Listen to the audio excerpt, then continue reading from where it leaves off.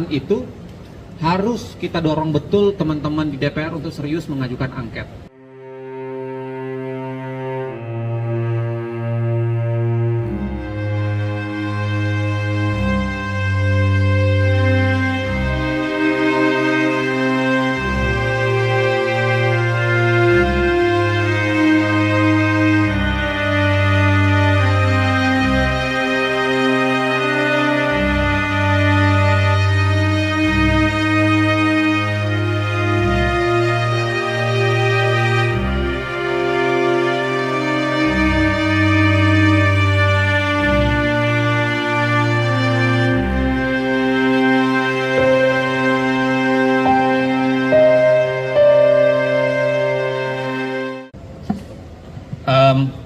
Yang pertama begini, apakah putusan MK itu sudah diambil? Saya kira iya, kita semua paham itu.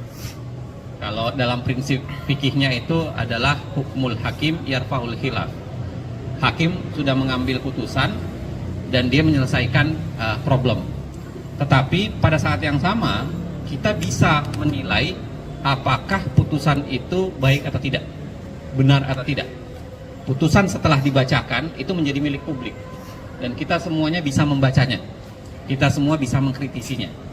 Ya, saya kira putusan kemarin tidak mencerminkan apa yang seharusnya. Ada banyak versi, ada banyak hal. Tetapi kalau kita mau lacak kenapa putusan kemarin menjadi seperti itu, sekurang-kurangnya saya kira ada 3 persoalan mendasar. Yang pertama, yang diakui oleh sebagian oleh hakim sendiri.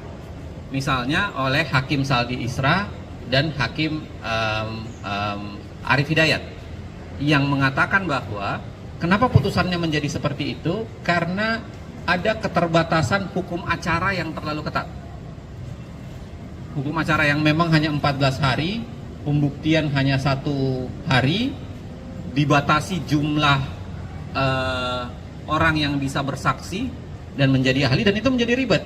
Karena kalau Anda baca putusan MK, salah satu yang banyak dilakukan oleh MK itu adalah menolak dalil pemohon karena pemohon tidak menyertai dengan bukti berupa saksi maupun ahli untuk itu. Padahal saksi dan ahli yang boleh dihadirkan itu kan jumlahnya terbatas. Dalil yang mau didalilkan itu banyak sekali, misalnya ada 20 sampai 30, daerah yang mau dipersoalkan itu berapa, bisa ratusan. Tapi jumlah saksi dan ahlinya kan dibatasi. Jadi bagaimana mungkin semua bisa tercover oleh saksi dan ahli, padahal pada saat yang sama MK membutuhkan saksi dan ahli untuk melakukan proses pembuktian. Ya, jadi kalau kita lihat memang ada problem di hukum acara yang terlalu ketat, ya kan?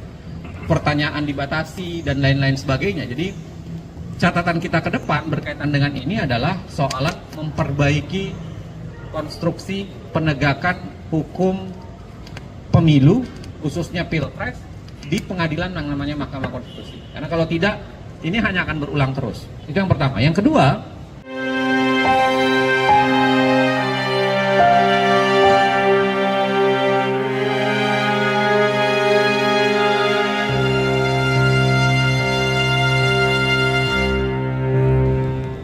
siapa yang melanggar aturan hukum, siapa yang merusak penegakan hukum, siapa yang merusak demokrasi tetap harus dibawa ke pertanggungjawaban hukum. Saya kira bunyi putusan itu setidak-tidaknya 3 orang di center itu jelas-jelas mengatakan bahwa harus ada yang bertanggung jawab terhadap kejahatan demokrasi berupa bansos yang direkayasa menuju ke arah pemilihan dan penggunaan aparat yang direkayasa ke arah pemilihan. Dan saya kira penanggung jawabnya tentu saja adalah presiden. Ya, jadi harus bertanggung jawab. Dan saya kira untuk alasan itu harus kita dorong betul teman-teman di DPR untuk serius mengajukan angket. Harus serius. Karena biar bagaimanapun esensi penting nih. Tidak boleh dibiarkan proses yang keliru itu dibiarkan tanpa pertanggungjawaban. Ya, saya kira proses itu silahkan berjalan. Teman-teman pengawasan politik silahkan melakukan langkah di situ. Plus pada saat yang sama saya kira ini catatan buat masyarakat sipil. Kita juga harus melakukan konsolidasi untuk memperkuat yang namanya kemampuan untuk mengontrol pemerintahan. Salah satu ketakutan terhadap kemenangan saat ini adalah ketika demokrasi bisa diinjak-injak dengan mudah. Ketika proses penegakan hukum, pemerintahan itu dirusak.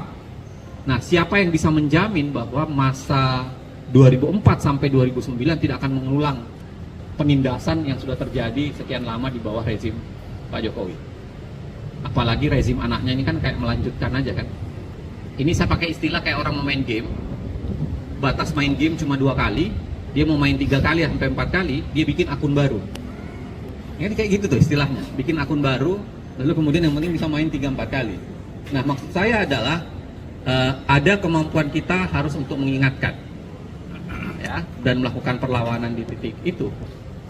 Dan kita harus bersiap sebenarnya. Bisa jadi ini masuknya musim dingin.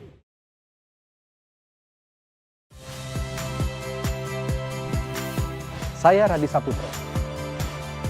Saksikan program-program Kompas TV melalui siaran digital, pay TV dan media streaming lainnya.